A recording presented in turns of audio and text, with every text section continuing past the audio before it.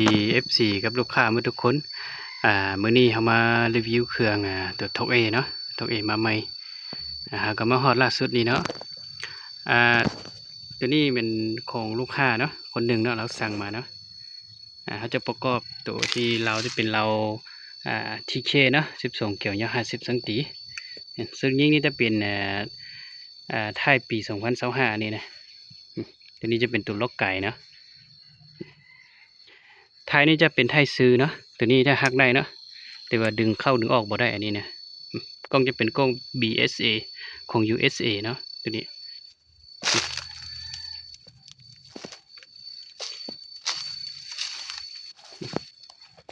เบิ่งนี่นะความงามเนาะอันนี้เนาะทกเอมาใหม่ล่าสุดนี่ลูกค้าคนใดที่ท่าทกเอนะก็ติดต่อมาหาเลยเนาะทางจะเป็นทางคาร์บอนเนาะเราตัวนี้เขาจะให้ประกันเรา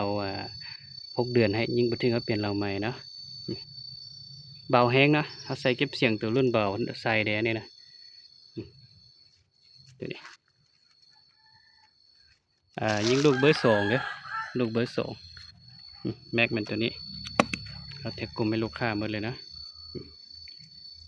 อยู่นี่ไปทั้งหันเป็น40 เมตรเนาะปืนลมนี่เขายิง40 เมตรถึงยิง100 เมตรก็ถึงเนาะตัวนี้ความงามเนาะถ้าพักมากกับความสั้นเลยนะตัวนี้นะแต่ตัวนี้หลุดแล้วตัวนี้พักมานี่ความสั้นเนาะอันนี้นะ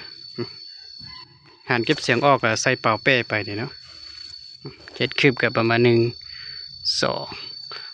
3คืบนะ